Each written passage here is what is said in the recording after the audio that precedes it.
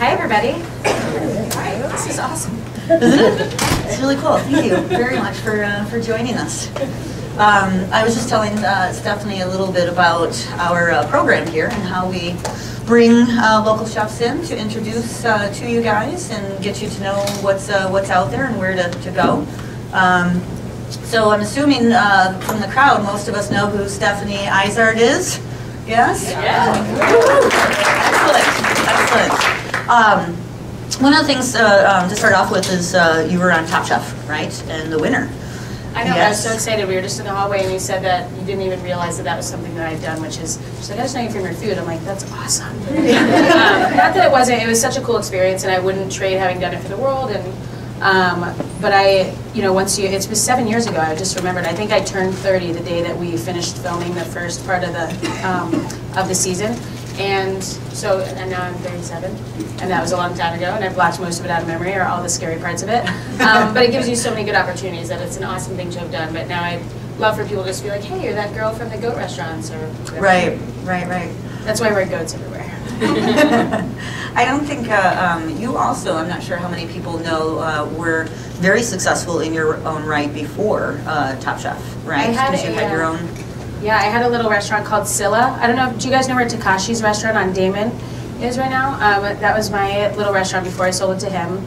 I was 27 when I opened that. I was working at this restaurant called Latache up north on Balmoral and Clark. And Latache is French for the spot, but it turns out it means like the smudge, that kind of spot, but I didn't realize that. We were like, I'll see you at the smudge tomorrow. I worked with Dale Levitsky, who was one of the faux hawks on Top Chef. He was my chef. And that was a ton of fun. And while I was working there, one of the cooks one day was like, hey, you're really good at this. You should just open your own restaurant. I was like, oh, okay. So the next week I quit my job, and about a year to the date after I quit my job, I opened Scylla. I was on some sort of crazy adrenaline rush. I have no idea. I don't think I would be able to go back and do it on my own like I did then. But I just asked friends, hey, how do you write a business plan? And I still think they're kind of silly, but I think that on Monday nights we were going to do exactly 65 covers and everybody's going to spend $15. It just seems, I don't know. That's why I don't do the business side of things. Yeah. But I figured it out somehow, and I got a bank to give me a whole bunch of money, and I bought that building that Takashi's in now. And I was just really young. I was running it by myself. I had a part-time manager who also served, but I did a lot of the managing, and I paid all the bills, which was really surprising that happened because I'm not even good at paying my own bills. Paid all the bills, hired, fired, took reservations, cooked in the kitchen, expedited, did everything, and it just kind of got to the point where I was like, this is a little bit overwhelming. And the ceiling's leaking, and there's a flood in the basement, and all this is happening, and I don't know how to fix it. So I thought it would be a good idea to sell the building and kind of take a step back, and I was going to go do some traveling, and then Top Chef called, and that's when I started believing that everything really does happen for a reason. Yeah, no, that's awesome. And 27, I mean, that's amazing. I think one of the things I always feel very grateful for being in this realm is because we have a restaurant, a cafe that these guys have built and that we work in.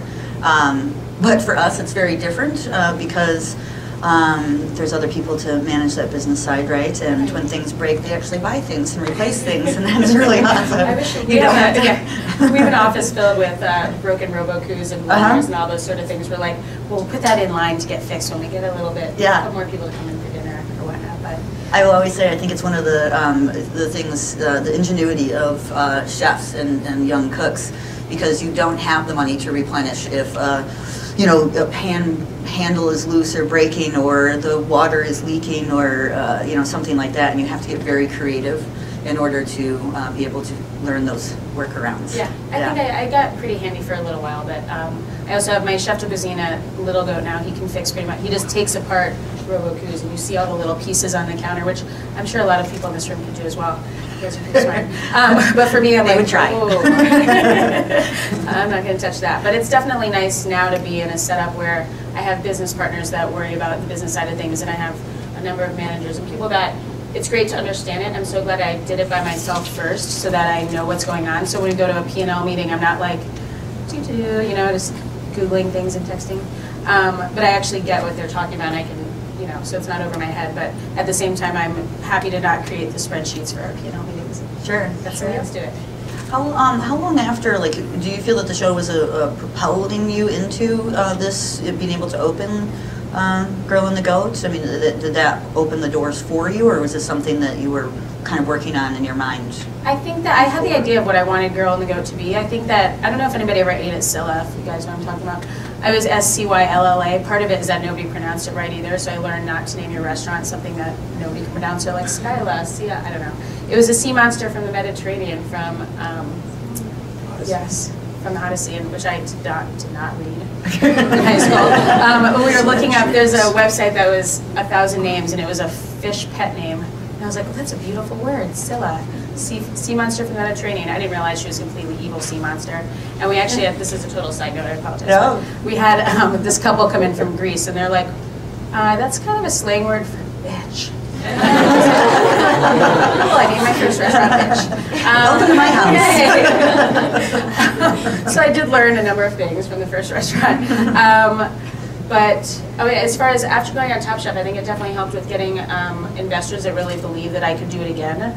Got my business partners that own Boca Restaurant Group, Kevin and Rob. I was actually eating at Boca one night, and they came to my table and they're like, hey, do you want to have a drink after dinner? And I was like, oh, okay. They're very charming, and they wear nice suits, and I was like, oh, cool. So we went next door and had a drink, and they asked if I would want to talk about working with them. And having owned my own business, the thought of working with a restaurant group seemed kind of scary because I didn't want to have it turn super formal or have people decide things for me, and I still wanted it to all be my voice and my vision. So I stepped away for a little bit and started working on it with a friend, and then I realized that opening Girl and the Goat after going on TV, though it gives you some great opportunities, it also makes people really focused on you. And I think it makes people really want to like be able to pinpoint all the little mistakes you make, so it had to be super perfect. It wasn't like when I opened Scylla and people were like, oh, a 27-year-old girl just opened this by herself. Yay. It's more like, oh, this girl that won top, like my partner said to me, they're like, we don't want the headline to be Top Chef ? I was like, well, I don't either. So that was motivation as well. So I ended up partnering up with them, and it's been great, but I think that it gives you people that are looking forward to what you're going to open and lets people believe in you. But one trouble that it gave us was after I won Top Chef, people were like, well, how long till your restaurant opens? I was like, most people don't really understand how long it takes to get a restaurant open. So it was almost, I think it was about 2 years. And so meanwhile, we did these dinners called the Wandering Goat Dinners, which were dinners around town, and we really used social media to get people to follow us to buy tickets, and just had to come up with creative ways to keep people interested in me after the show. Because a couple seasons later, people are like, who is that girl that won? Which you're grateful for now. Which I'm grateful for now. Who is that girl? Well, now that there's another girl that won, people don't even talk about me anymore. They're like, oh yeah, she was the first girl that won. Yeah. The younger now. But yeah, it opens up, it gives you so many opportunities, and you can do as much as you want with it, but definitely puts some pressure on also. As you say, because you have these business partners that are in this, and I think that one of the things, and it was true for, from what I've read about when you were on the show, that fans thought you were really awesome because you were so like happy and friendly, and the antithesis of really what, especially chef media is doing now. And like you talked about, like your food being your vision and the place being your vision, but you're also well known within the food community in our realm for creating a really amazing place to work, and which is for most of you that watch the TV shows of horrendous chefs yelling at people and belittling and throwing things. It's all real. It's true. We are ill-mannered, ill-spoken, and are you gonna throw that coffee mug in your wedding? Potentially. If you don't answer the way I want. What did we practice outside, Stephanie? I promise no bruises, okay? But it is so. It is really true, and it's something for me personally that I really don't like in our field because I think it's unnecessary. I think that type of environment is just something that should be put away and gone forever. And I know, as many of you know here, us in the cafe, we have a teaching kitchen, and one of the things that we get such really high remarks on within our program is that our staff is really engaging and happy and those types of things because that's important to me, and I make that environment. And how do you think for you, because now, I mean, you have Girl and the Goat, and then you open Little Goat Diner, right? And now you're doing Little Goat Catering, right? And I don't know if you guys know, Food Line, right? You have your own, yeah. So as your brand is going and you're growing bigger and such, how do you put that into place? Like how are you building that? Because it's really amazing. I mean, I think that the beginning of the question was kind of just about creating a fun and happy work environment. Yeah. So I mean, obviously you guys work here, you know what that means. I mean, it looks fun and happy. You have stuffed animals all over, which I have in my house, and they're in the office and things like that. So I definitely feel like that's kind of the environment that we're trying to create at work. And I think that my cooks that have worked with me from the beginning, when they go out and stage at other restaurants where you just go hang out for a day, they see that some kitchens aren't like that. Not a lot of kitchens, or not all kitchens, listen to music during the day.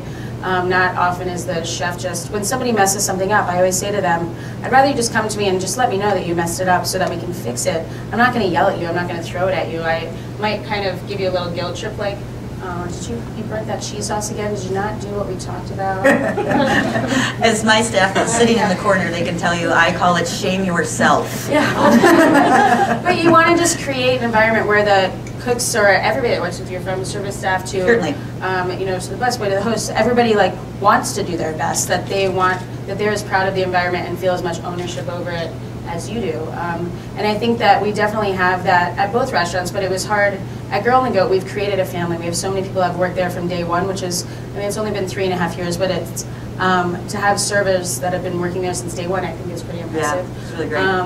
And because there's always a lot of turnover in the restaurant world.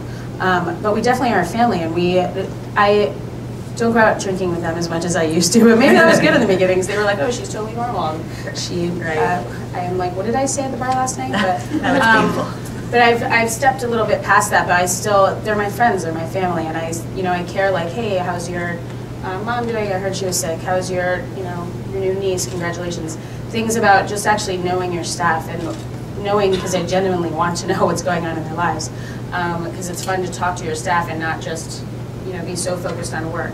And when we opened Little Goat, I know one of my managers had come over from Girl and the Goat, and he made a comment that we hadn't gotten that far with we hadn't created that environment just yet, because everybody was new, and he noticed that people weren't they were still doing a good job, but not for the same reasons. They weren't doing it for like our family, like the goat world. And I think now that we've been open a year at Little Goat, we have gotten that far, and now we do all just kind of want to do it for the team and for the goats, and it's nice. Awesome. We have our own little like goat village that you guys are moving your house over there, so yeah, enjoy we're going to be neighbors soon. No, that's great, because it is, I think, in our world, kind of a utopia, and to see that you've been able to hold that together is really. I mean, I worked for one of the first chefs I worked for down in Arizona. He was one of those screamers and throwers, and when he would go on to events out around the country, he was a James Beard Award winner and whatnot. He had a picture of himself with, never mind. I think I worked for him, so go ahead. Yeah, we probably all worked for one. But he would scream at us so much, and it made me just not want to work harder for him. It just made me angry and not like him. And when he would leave, then I doubt we did him as proud as we would have if we really cared about our jobs and really wanted to do it for him. Right. He just put the fear in us, which I don't think is the way to run any sort of business. And I don't understand nowadays that there are probably a much higher percentage of happy cooks to work for, or happy chefs to work for. Why would anybody want to work for some guy screaming at them? Right. So hopefully we'll just start to get less and less of those and have a lot more happy environments, because I don't get why anybody would want to stay somewhere, even if it's great to put on your resume, like, I worked for this screaming guy. Right, no, absolutely. I kind of feel the same because we have a teaching kitchen, we have so many people that are coming in young that we get to have that impact on, and then they go out into other restaurants, and maybe we're spreading the love, right? Spread the happiness. It's okay to smile while you're at work. I worked for another chef when I got here, and I got in trouble for laughing. It was like I'd been there a few days, and one of these guys I went to culinary school with happened to be working there too, and so we were talking one day, and he's like, shh, you're not allowed to laugh while we're prepping. And I was like, are you joking? What are you talking about? But this is all true, people. Yeah, this is true. It's so strange. Now we go into, we went on a book tour a couple years ago, and the book came out, and I brought a different cook to each city, and we cooked in different restaurants. And it's so interesting to see, these are my chef friends, and like, they're all awesome people, but they all are very different the way that they are with their staffs in their kitchen, and to go in for a couple of days and prep for dinner, and to have my cooks just get to see different environments, some that are very, stern. Sure. There was one where you're not allowed to have beards, and I get it, I don't want beard hair in my food either, but Most of my cooks, they really like their beards.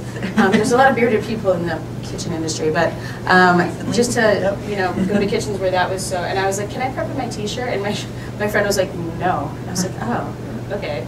I don't even wear a chef coat anymore, but it's just really cool to see how many different styles there are running kitchens. Mm-hmm. Yeah, totally. Before we open it up for the people, two things I wanted to mention, because you just mentioned you did get a James Beard Award, right? I did. Yeah, congratulations. That experience of, did you just do a dance and you know? It was awesome. It had been we'd been nominated for Best New Restaurant when we first opened, and we didn't win that. And what's funny, when you go to the Beard Awards, if you were nominated but you didn't win, you're like back in like row like 30. So you can kind of tell, because they don't want you to have to walk that far. And I didn't, we were still outside, and it was like, oh, and I was like, and the people that had won were in the front row, and I was like, oh, there's something happening here. So then last year when we went and we were in like the 5th row, I was like, this could be good, but I'm still like, I was up against amazing people, which everybody in all the categories is awesome. Just to be nominated is such a huge honor. And then, yeah, when I won, I could hardly believe it. It was awesome. And you have to wear heels, which is so awkward. It's like going to the Beard Awards are like going to the Academy Awards, but it's for the chefs, so we're completely uncomfortable being dressed up. Sitting in one place for like 5 hours. No attention spans, ill-mannered, ill-spoken. We're all like, when do we get to go out and eat and drink? When do we go get to eat and drink? And they make you wait all the way to the end until you can go get some. But when you win, you get to go out back and have some bubbles. So I got to do that as well. And then I went out, there's a picture of me dancing with like a whole bottle of champagne. That's awesome. I mean, yeah. I was like, tonight I can do whatever I want. It's like winning the Oscars. It's great, right? And lastly, I just wanted to congratulate you again. I don't know if you guys know that she just got married. And yeah, she came back from her honeymoon recently to join us, right? There you go. We got married in October and decided to wait a few months to go on the honeymoon, which I highly recommend for anybody getting married, because it gives you like another thing to look forward to. So your wedding goes in about 5 seconds. So we just got back from Belize, and it was so cool. I brought back, now we have a new unbelievable spice rub. Yep, came up with that name myself. And we put a few dishes on the menu that were inspired by my trip. So it was cool to bring. I tried to bring the warmth back. It didn't really work, but at least we have some happier, sunshiny dishes on the menu. I always try to capture it myself. For some reason, I open it back up and it's gone in the Chicago weather. It's true. Nice, nice. Well, awesome. At this time, we're going to open it up. One thing I do want to mention for you guys to look on your the calendar invites and the Hangout invite for some of the things that we're talking about. In that she's introduced her new line of products, which is the first time that you've been playing with it though within the restaurants, right? Like, it's all stuff, we call the line the flavor, because it's all about bringing the flavors that we use at the restaurant, just putting it in a bottle, you can take it home. And for me, everything that we do, even in the restaurants, it's all very accessible for home cooks. We don't use any chemicals or fancy equipment. The fanciest thing we use is probably our blender. Right. We use a peeler and a knife and a blender, nothing, and maybe a microplane because it's nice. But everything in the cookbook to the sauce line is meant for being easy at home. And so you can take one of these sauces, and we have a website that has about 50 recipes right now of things you can do at home with them. But just ways, let's say you have chicken and rice and you just want to give it a little pizzazz, you can add some unbelievable spice rub, and there you go. But there's 3 sauces and 3 spice rubs right now, and we're coming out with 2 more rubs and a couple more sauces shortly. Nice, nice. And for any of you that didn't have the opportunity, she also graciously brought food from Little Goat Catering for you guys to check out. And it is my understanding that you do deliver all over the city, right? So we do, yeah. It's meant to be catering for this type of environment for business meetings. I'd gone to a bunch of, whenever I go to a meeting and they have this whole spread of muffins and cookies and sandwiches, I was like, well, this is sweet. I definitely should work in an office space. But we just wanted to be able to join in on providing that. So. Sure, awesome. All right, now I'm going to open it up to you guys. If anyone has a question or would like to give a shout out, don't be shy. I know someone here does. Quiet. Or shout. For everybody, is it online? Okay. So I feel like Chicago, at the food scene here, feels like it's really blowing up, and there are a lot of really amazing restaurants in Chicago. So I'd love to hear your thoughts on the food scene here, and like, do you hang out with the other chefs? What is it like? I do. It's a great city to be in chef in, because we're all. I can't say as a total, I think we're all friends. I mean, maybe some of the people don't want to be my friend, but I want to be their friends. But all the chefs, we do all know each other. We do a lot of charity events together, whether it's for Share Strength or for Common Threads. And so we see each other at those events, and it's like, yay, how's it going? So we actually step out of our restaurants. But also all the chefs are very supportive of each other's restaurants. And thinking of the West Loop right now, we opened Girl on the Goat about 3.5 years ago, and now there's 7 new restaurants just on the street, and there's more. Rick Bayless is coming, and I think they said that Chris Pandel might be coming. In our building, I believe. Yeah, so there's so many more people coming to our neighborhood, and you know, when Rick gets there and he's like, hey, I ran out of jalapenos, can I borrow one? I'll be like, you sure can. It's like when I first opened Scylla, Mindy Siegel was right down the street with hot chocolate, and she actually called one day and she's like, do you have any 65% chocolate I could borrow? And I was like, that is the best thing I've ever just happened to me. Yes, I do. But we're all, you know, we all know each other. I just had gotten a text from Mindy today, hey, can you still do my charity event on March 10th? And so I think we all just want this city to be seen as like one of the best food cities. And I think, you know, New York's just a bigger city. And I mean, Chicago's way better. But New York's just a bigger city, and there's more restaurants because there's a lot more people to feed. And there's, you know, like 20 restaurants on every single block. But I like to think, and I think a lot of the chefs in the city like to think, if you take, you know, just like the greatness of all the restaurants here, whatever, New York. I'm just kidding. But I think everybody in the city, we want our city to be seen as the food destination that I think it is and continues to grow into. So we're very supportive of each other, and when new restaurants open, we try our best to leave our restaurants to go check it out. My partners just reopened Boca last night. If you get a chance to go, they changed it into, it feels like Prohibition era. And it was cool because they play the right music for it and everything. So for me, I felt like I stepped into another world for a little bit. Like Boardwalk Empire, like I felt like my husband was actually wearing his swanky shoes like that too. But it's nice to be able to step into another world and have good food and just kind of, you know, feel like you're in another era. So. Who's the chef that they opened Boca with? His name is Lee, and I'm totally being a jerk right now that I'm so supportive of him, but I can't think of his right name. Chef Lee, awesome. Chef Lee. That's all it says on a chef code, is Chef Lee. There you go. But he was at the Peninsula before. He's very talented. Everything was super delicious. Awesome. Definitely. Hi. So my fiance is in culinary school right now. What advice would you give to him coming out of that environment and wanting to work at a restaurant like yours? I think the best thing to do, and I tried to do it as much as I could when I was in culinary school, is go stage at various restaurants. And they always said, they're like, go knock on the back door and just go in, which I was way too shy to do at the time, to just knock on random doors, be like, excuse me, Mr. Charlie Trotter, can I come in stage here, please? But just stopping in, dropping off resumes, or it's really easy to get a chef's email and just send them an email. And I get a lot of emails just, hey, and they give this whole long spiel of why they want to come hang out. I would just be like, hey, Chef Stephanie, well, you can just call me Stephanie, Steph and Chef Rhyme. I'm like, hey, Steph, your kitchen sounds fun. Can I come hang out sometime? Thank you. And I would be like, sure. But it's nice to send a little bit about, you know, why you're so passionate about food and what you're looking for. And most restaurants are very happy to get free labor for a day and have someone come hang out. But the more restaurants you go hang out at for the day, then you can see what environment you like the best. And when you go on a stage, just showing how passionate you are for it, you know, making sure your knife is sharp. And just, you know, really trying to show that you fit into the environment, you know, if you like that restaurant. But yeah, the more places you can check out, the better, and that's the best time to do it. I feel like I kind of fast forwarded my career a little bit, so I opened Scylla when I hadn't worked at that many places. So for me, getting to go around on book tour was almost like I was staging at places, because I can't right now like knock on Rick Bayless's restaurant and be like, can I stage for the day? I will clean your jalapenos or whatever. But now is the perfect time. You can go out and see so many things, and you learn more just staging at restaurants, or as much as you learn in culinary school. So staging, for any of you that may not know, go ahead, it's just, it's actually a part of our trade, and what we do is contacting a restaurant or a chef and say, even myself, to this day, I'm not shy, and if I go to Europe or if I go to California or something, and there's someone's house that I want to get in to see, you know, just to see it, I will clean your jalapenos. I don't care, and you just reach out to, you just, like, you totally just reach out, and basically they allow you to come in and do grunt work, and you're doing it of your own time and for free, but you get the opportunity to see and to meet, you know, other food and places, and so it's a really awesome thing. So I'm not asking you to pick favorites, but where are a couple places you like to eat around the city? Sure. I think that, I mean, I love going to restaurants that are the more casual style like we are at Girl on the Goat, and that's why I ended up opening that style of restaurant, but Avec has always been one of my favorites.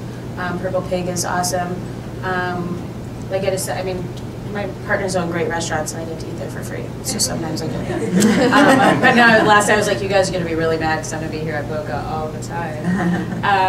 Where else? I like going to just out for Korean food. We used to go to Sansugapsan for everybody's birthday because you just get to eat a ton of Korean food and it's so tasty. Except for we'd always make the servers do the cooking on the little grills because I just finished cooking all day. Yes. Yeah, I'm sure I could think of, Bill Kim. I love Bill Kim's food. It's like just the right amount of spice for me because I'm a little bit of a spice wuss. But it's got just the right amount of good. Can you tell us about your wedding cake? Oh, yeah. So This is one funny. of my favorite things to eat in the world is Cheez-Its. I just love cheese and I love crunchy things and I love just sitting on the couch and eating things. So I eat a lot of Cheez-Its. And my pastry chef, Matthew, we were talking about it one day and we talked about making chocolate-covered Cheez-Its. And he ended up making chocolate peanut butter-covered Cheez-Its. They taste kind of like a Butterfinger and they're absolutely delicious. Like that salty sweet thing, a little cheesy going on and super tasty. So when it came time, well then we ended up putting a dessert on that's got Cheez-It gelato, which almost tastes like weird butterscotch ice cream. It's so strange. We put that with strawberry Nesquik and the chocolate peanut butter covered Cheez-Its at the diner. So then when it came time for a wedding cake, I was like, do you think you can put Cheez-Its into a cake? Let's continue this game. So the He was like, cake, yeah. oh, why not? Whatever. And again, like it doesn't taste like, you don't, it's super tasty. It tastes almost like butterscotchy or something, but there was a layer of Cheez-It cake with chocolate peanut butter covered Cheez-Its in the middle, then a layer of Nesquik strawberry cake, and then a pork fat frosting. And of course, the only bite I got was that, like, you know, little romantic moment where you're feeding each other the cake. And then I was like, wait, where is my cake? So we ended up, Matthew made these little bite-sized pieces of just the Cheez-It layer, and we started selling them at the restaurant. And we sold like hundreds of people come in, I want some Cheez-It cake. And they had some chef friends that were like, are you seriously selling your like stale wedding cake? Like, they were like, people are buying it? That's nuts. I was like, Yeah. Yeah, that's exactly what I'm doing. hey, might as well. Right. That's awesome. Hello, I have just a completely random question / underlying request. Why aren't you open for lunch? Our new restaurant is open for lunch, was across the street. Girl and the Goat's only open for dinner just because, well, we open at 4:30, so it's kind of like late lunch. But we just always thought it's, yeah, it is. But coming right after work, I mean, if you come in at, 6 o'clock even, we take a lot more walk-ins than people realize. But we just wanted to be open for dinner, and it takes so long. We have prep cooks still getting there at 7 a.m. to prep for dinner. And so I always thought that lunch was impossible. Now that we have a restaurant that is open for breakfast, lunch, and dinner, we have prep cooks in the basement basically 20 hours a day, which is insane. So we learned how to do it, but I think Girl on the Go, we'll just keep it for dinner. We don't want to have too much stress. Okay, thank you. Thank you. So, cheese. I'm a big Bring fan this of up. cheese. Besides Pastoral, where would you recommend to go to get really good cheese here? Oh, I mean, that would have been probably the first place I would say to go.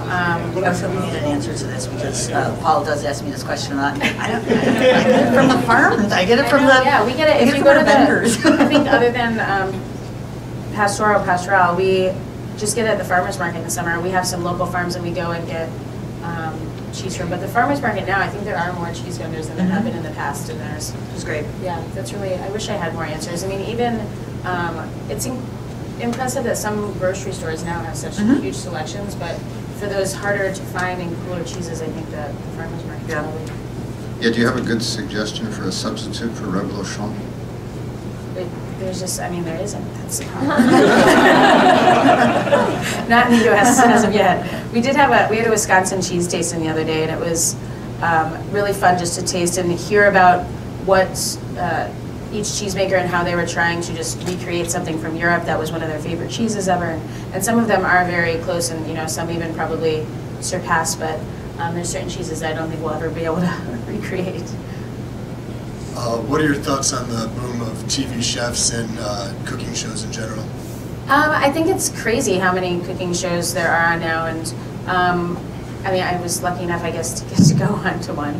But there's some shows that I love and I think are awesome, and there's some that aren't my favorite thing to watch. But I think what's exciting for me, and I think just for chefs in general and the restaurant industry, is that now you could just be like walking through the airport and you hear people talking about food more in general, whether they're talking about who they want to win Top Chef next, on Wednesday night or whatever, or they're just talking about chefs and restaurants, and not just like, hey, I'm hungry for. I'm hungry, I'm gonna eat. Yeah. So I think it's just brought people to be talking about food and watching about food and all that more and more. So I'm all for it. Yeah. Hey, so my wife and I eat at Little Goat a lot, and I'm always sort of pleasantly surprised because there's things and it's like, oh, this thing seems normal, and then it's got kimchi in it, or like masala, or there's a milkshake with pork in it, and Cheez-Its and wedding cake apparently. Any good disaster stories of I tried to put pork in something and it failed horribly? I don't think that there'll ever be. I tried to put pork in something and it failed miserably, but yeah, we.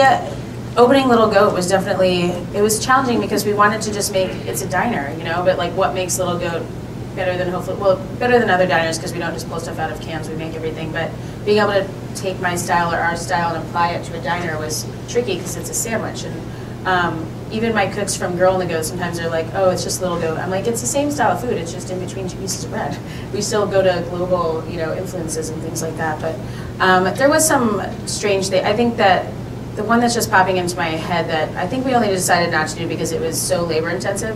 My chef de cuisine, Jan, we wanted to like do this giant stuffed avocado that had a Cobb salad kind of inside of it.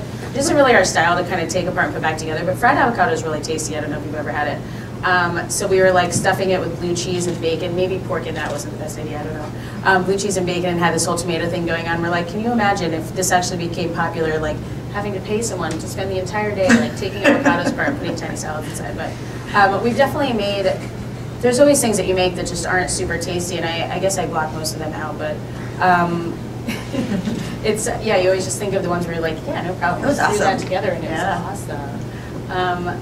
But yeah, it's, we've learned to kind of take our time a little bit more. When I first opened Girl in the Goat, I had, right now there's a whole goat section menu, and so we have like 4 or 5 dishes, but we keep them on for like a good period of time. And when we first opened, I had new dishes every day. I had 4 specials every day, which is so stupid when you first open a restaurant. You can't imagine, but there was definitely a lot of, I think I tried to make my own Ritz crackers. Those did not work at all. It was like, I was like, oh, you just put natto seed and some puppies and you have a Ritz cracker. No, it's not just that. Hi, Stephanie. Thanks for coming. Just wondering, between you and your husband, who does more cooking at home, and what do you guys make?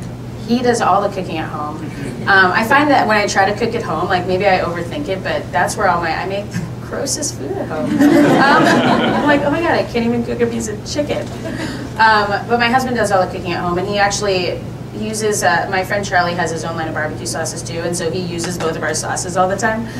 But we just got a rice cooker, and it's like our favorite thing. So we have anything you can think of with rice, and chicken. He always is trying, my husband loves chicken, but he finally like believes me that boneless, skinless chicken breast it's gonna be dry. He's like, I just can't cook it right, it's so dry. I was like, because it's boneless, skinless chicken breast. So I finally got him to get chicken thighs, and it's so much better. And he brines his own chicken, and he brines like his pork chops and everything, and it's pretty impressive. It is impressive. Like, sweet, get home it's and I have making me think of the skin on fish. I cannot get my wife to appreciate skin on fish. Yeah, so when I'm cooking it, I'm like breaking my heart, like cutting it off. And I think it was something, we were talking about this the other day because one of my sous chefs' wives won't believe him either, that you need to get a pan hot before you start cooking. Like, that's what sauteing means. Your pan has to be hot first, and like that's why there's no color on that fish. You can't cook skin on fish if you don't get the pan hot first. Yeah. But that's, I think, been the biggest thing to teach him. I'm like, hot pan, which at home sometimes you have to leave it on for a good like 15 minutes to get the pan on. But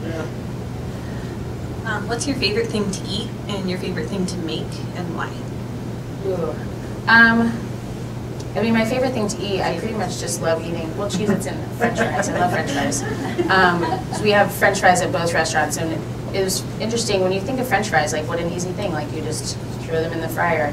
But it's actually a very scientific thing to figure out with how many minutes we water blanch. At Little Goat, the French fries, we water blanch them, oil blanch them, cold smoke them, and then fry them. So we literally do pay someone just to make French fries, which my we all thought was Oh, crazy worth at it. first, but they're so much better when you make Yeah. them yourself. So I do love eating and making French fries, but really anything with potatoes I think is my favorite thing to eat. Loaded baked potato night at home, my husband does that too. I think that's some tasty stuff. I'm like, bring on the sour cream. My husband doesn't eat sour cream or cheese or anything, so he just gets it for me, and I get to eat all of that. That's fantastic. Yeah, it's really good. And cheese. Nice. I think we're gonna wrap it up unless anyone has one last pressing question. We're good. I promised you can, of course, Paul. Good local source for black truffles? Ooh. We always have these random, like, guys just come in with secret bags in the back door, and they're like, they show. And you're like, this is so creepy. But yes, thanks. But sure. I don't want to know where you got those. There's like No a backstory. There's like a truffle black market. It's crazy.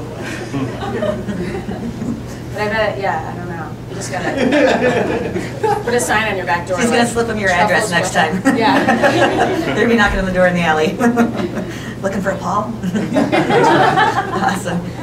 All right, well, thank you so much for Thank you. taking time out of your busy day and to slip on over here. And we're gonna Thank you. go for a tour.